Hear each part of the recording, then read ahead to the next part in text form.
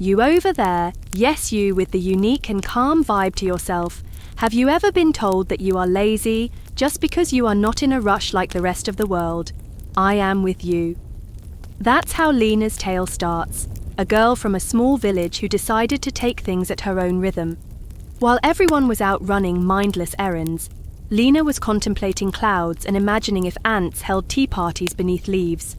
She was branded a procrastinator, never in a rush like the rest of her fellow villagers. A few of those afternoons, hot air balloons propelled, and she was off to the middle of nowhere, and boom, Lena found herself in the overworked world named Kingdom of Hurry Up. It's a restless land filled with exhausted people pretending like they are doing just fine. What that place lacked was not more speed. It needed someone like Lena. And if you have felt out of place for not matching the speeds of people around you, well, this story is made for you. So lean back, get aside with a warm drink, because sometimes individuals who are least in a hurry have the best perspective of the world and lessons to teach. There was a girl one time in a quiet village full of busy people and ringing alarm clocks. Her name was Lena. Lena was famous for one thing above all else. She was lazy, at least, or so everybody said. "Wake up, Lena, the sun is already up," her mother would shout. "Saving energy," Lena would yawn, still curled up in bed. "Lena, you have to sweep the porch," the neighbor would wail.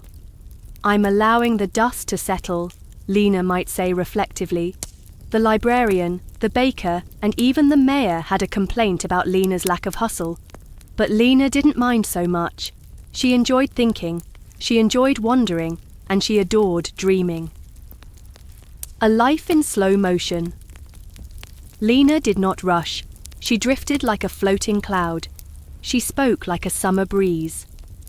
While other people were running around yelling about errands and chores, Lena sat beside the window and observed ants marching by with crumbs, 10 times their size. She would contemplate what the ants would do if she left them a muffin crumb, she'd tell herself. Her parents groaned, her teachers frowned. Laziness is not the way to live, they told her. But Lena did not believe that she was lazy. As far as she was concerned, she was a different kind of busy. The shocking visit one particularly sunny afternoon, while Lena was lying in the grass idly watching clouds transform into dragons, came a noise that hummed through the air. Flump. A teacup-sized hot air balloon settled next to her nose. Out stepped a creature no taller than a thimble. He had leaf boots and a dandelion hat. "Name's Nib," he squeaked. "Urgent business. You're needed in the Kingdom of Hurry Up." Lena's eyes went wide. "Is that an actual place?" "As real as it gets," replied Nib. "And it's in awful trouble. Everybody's running around too quickly and they've lost their restfulness. We need a person who can slow things down." Lena sat up slowly. "You mean me?" Nib nodded. "You're the laziness queen of 3 kingdoms." Lena sat there for a moment, thinking, then smiled. "I accept." The Kingdom of Hurry Up. They blazed across forests and fields and ultimately landed in a country where everything whizzed. The rest whizzed past at breakneck velocities. Painters applied layers of paint to buildings prior to the first coat drying. Teachers read books at velocities where pages flew off. No one slept, no one stopped. They were all exhausted, but no one would admit it. "It's chaos," Nib whispered. "And the king won't back down." Lena nodded.